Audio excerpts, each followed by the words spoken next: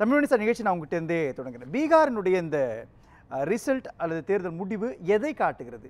ஒரு neck to neck fight கூட நடக்காமல் ஒரு இரட்டை சதத்தை நோக்கி என்டிஏ கூட்டணி வெற்றி பெற்றிருக்கிறது அப்படின்றதும் என்ன மெசேஜை சொல்லுது இந்திய தேர்தலுக்கு?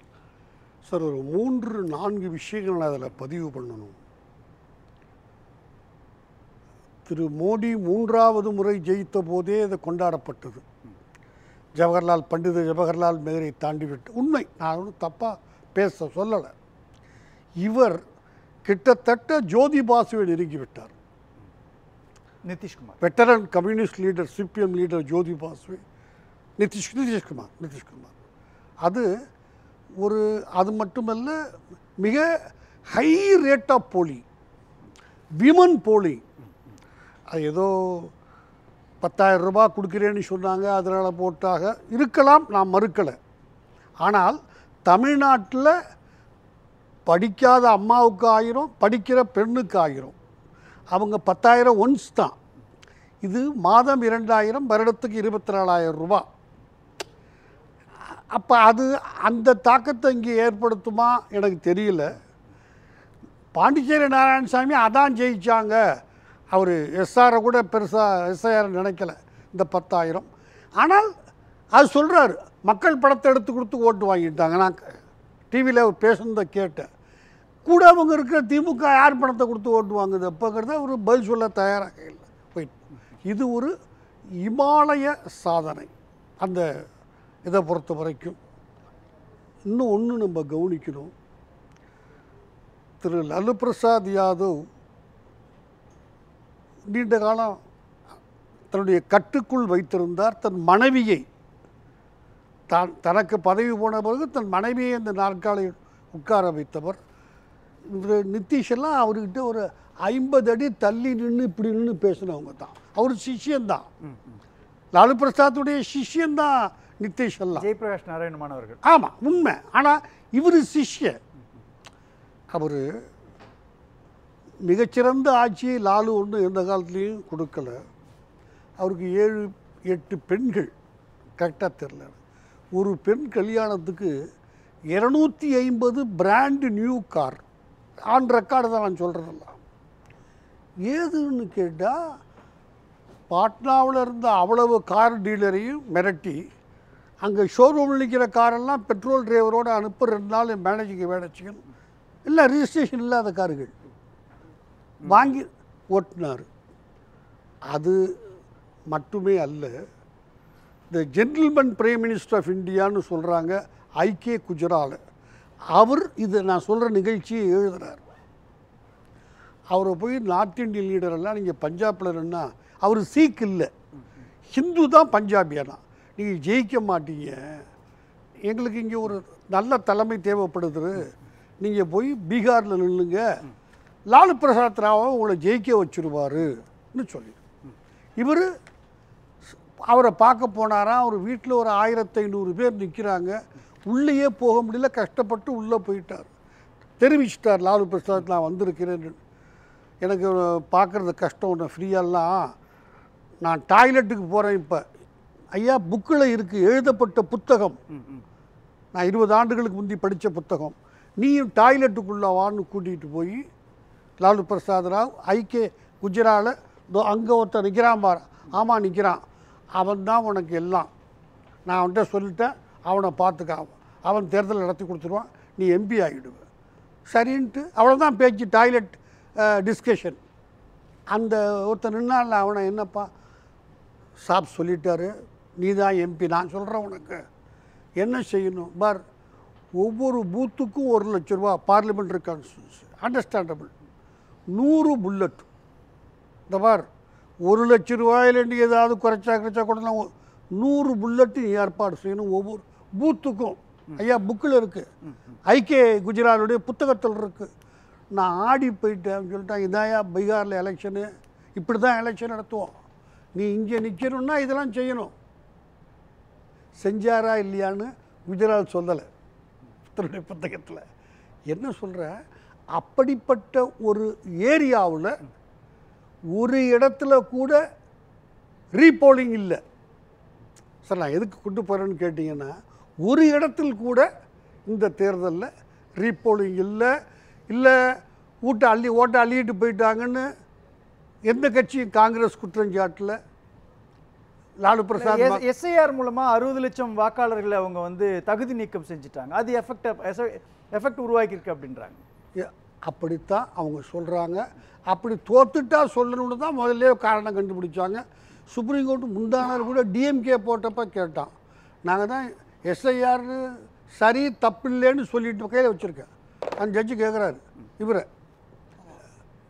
நாங்கள் சொல்லிட்டோமே இன்னொரு ரெட்டி அதுக்கு போட்டுக்கிட்டு அலையிறீங்க நீங்கள். இல்லை, இதில் தேர்தல் முடிவுகளை பார்க்குறப்போ தொகுதி ரீதியாக என்டிஏ கூட்டணி அதிக இடங்களில் ஜெயிச்சிருக்கிறாங்க. ஆனால் வாக்குகளினுடைய அடிப்படையில் பார்க்குறப்போ தேஜஸ்வி யாதவுக்கு தானே அதிகமாக இருக்குது. பிஜேபியும் தேஜஸ்வி ஆர்ஜேடியும் வச்சு பார்க்குறப்போ பிஜேபி 20.65%, ஆர்ஜேடி 22.75%. வாக்கு விழுந்த வாக்காளர்களுடைய வாக்குகளுடைய இவங்க தானே அதிக பெரும்பான்மையோடு இருக்கிறாங்கன்ற வாதம் முன்வைக்கப்படும். இன்றைய தேர்தல் முறை இப்படித்தான். தமிழ்நாட்டில் 234 ஓட்டு கூட வாங்கினா ஆட்சி அமையும். ஒவ்வொரு தொகுதிக்கு ஒரு ஓட்டு. இது நீங்கள் கேட்குற களெல்லாம் 30 ஆண்டுக்கு முன்னே நானும் கேட்டு கை தட்டிருக்கேன். அப்படியா சார்? அப்படி காலம் மாறி போச்சு. இங்கே ஜெயிக்கணும், எம்எல்ஏ ஆகணும். இந்த ப்ரொபோஷனல் ரெப்ரசன்டேஷன் வச்சுருக்கோம். அது ஒரு மெத்தட் இருக்குது, ஸ்ரீலங்காவிலே இருக்குது. அதை மாதிரி இருந்ததுன்னா அது வேறு. இதில் நான் ப்ரொபோஷனல் ரெப்ரசன்டேஷன் பற்றி பேசலைண்ணா. நான் கேட்குறது என்னென்னா 60 லட்சம் வாக்காளர்களை தகுதி நீக்கம் செய்வதன் மூலமாக இஸ்லாமியர்கள், பட்டியலின மக்கள், சிறுபான்மையினரை அவங்க தான் ஆர்ஜேடிக்கோ அல்லது காங்கிரஸ்க்கோ ஓட்டு போடுவாங்க. அவங்கள விலக்கிட்டு ஒரு தேர்தலை கட்டமைத்து அதன் மூலமாக வெற்றியை வாங்கிட்டாங்க அப்படின்னு யார் தோக்குறவன் என்னைக்கு ஒரு காரணம் வச்சிருப்பான்னு சொல்றதுக்கு சகஜம் தானங்க அது. நீங்க ஓட்டு லீடிங் எல்லாம் பார்த்தா அந்த 60 லட்சத்தில் வந்த மாதிரி சத்தியமா எனக்கு தெரியல. இருக்கலாம், ஒரு தப்பு இங்கே எல்லா இடத்துலையும் நடக்கும் சார், நான் மறுக்கவே இல்லை. ஆனால் அதனால் இவ்வளவு பெரிய லீடிங்கை அவங்களே எதிர்பார்க்கல, இவ்வளவு பெரிய தோல்வியை காங்கிரஸை எதிர்பார்க்கல. எனவே அதை சொல்கிறாங்க. சரி, தமிழ்நாட்டில் என்னென்ன விளைவுகளை தாக்கத்தை ஏற்படுத்தும், அது இன்னும் கொஞ்சம் வெரி இம்பார்ட்டன்ட். இதில் இவ்வளவு பெரிய வெற்றி அவங்க எதிர்பார்க்கல அப்படின்றப்போ 2 கீ ஃபேக்டர் இதுக்குள்ளே வேலை செஞ்சுருக்குதா. ஒன்று, இந்த எஸ்ஐஆர் விஷயம், எஸ்ஐஆர் மூலமாக தகுதி நீக்கம் செய்யப்பட்டது. 2வது, டெல்லியில் நடந்த அந்த கார் விபத்து அப்படின்றது. அங்கே நிகழ்ந்த அந்த நிகழ்வை என்டிஏ தனக்கு சாதகமாக பயன்படுத்திச்சா அப்படின்ற பார்வை இருக்கும்ல. அந்த கார் விபத்து நடந்த எத்தனை நாள் பிரச்சார டைம் இருந்ததுங்க? ஒரு நாள். அந்த ஒரு நாளில் இந்த கார விபத்தை காமிச்சு தனக்கு பாதகமாக பயன்படுத்திட்டாங்கன்னா கேட்குறதுக்கு நல்லாயிருக்கும். அது அங்கே பல ஊரில் டிவியே கிடையாது. நீங்கள் தமிழ்நாட்டிலேயே மலைப்பகுதியில் இது எடுக்காதுன்னு அங்கே எஸ்ஐஆர் வேணாங்கிறீங்க. அது நான் போயிருக்கேன், போய் கேஸ் நடத்திருக்கேன் பீகாரில். இங்கிலீஷும் தெரியாது எனக்கு ஒருத்தர். அப்பர் ஹேம்பா என்ன சொல்கிறேன்னா மாடி, லோயர் ஹேம்பா கோர்ட்டில் யுவர் ஆனர் இங்கிலீஷ், அதோட இங்கிலீஷ் முடிஞ்சு போச்சு. அப்புறம் பீகாரி தான் வக்கீல், அவன் பழகிட்டான். நான் ஒன்றும் தவறு சரிங்கிறது இஷ்யூ அல்ல.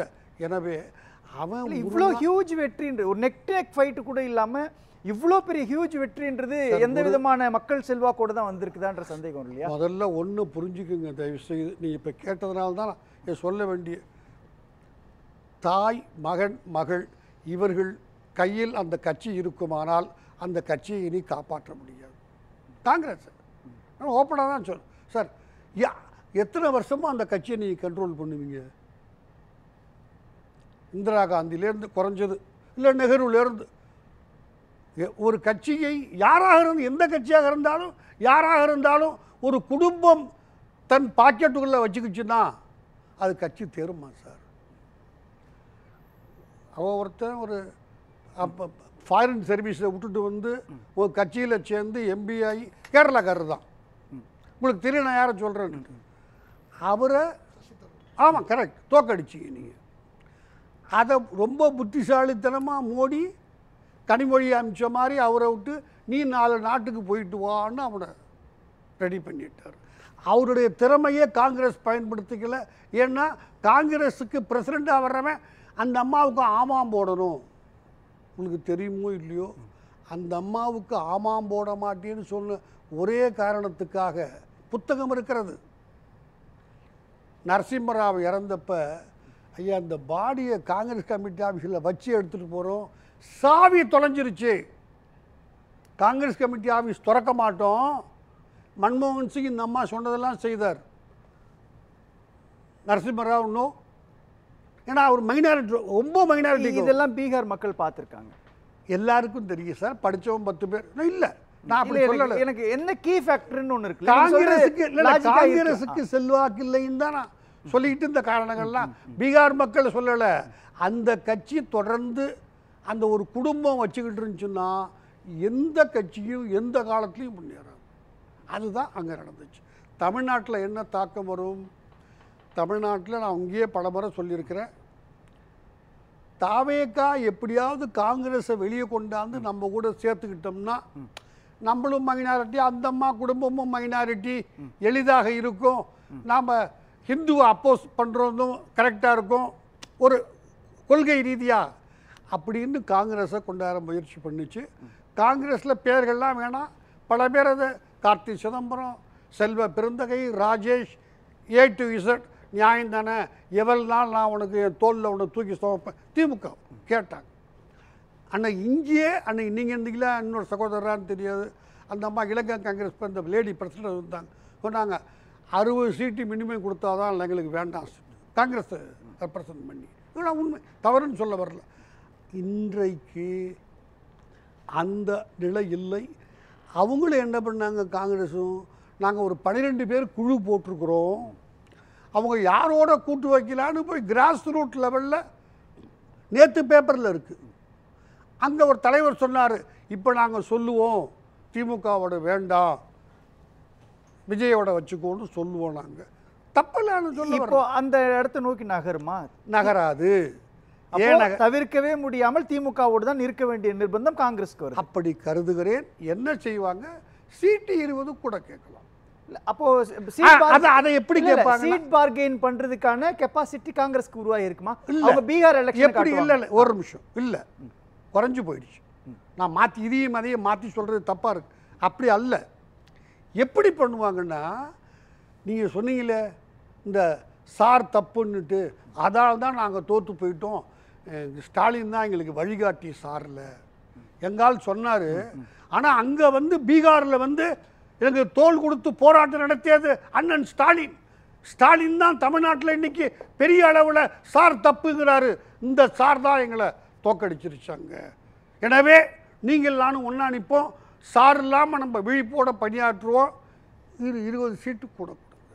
இது அதிமுகவுக்கு சாதகமாக போகும். வேணா விஜய்க்கு வேறு ஆப்ஷன் கிடையாது.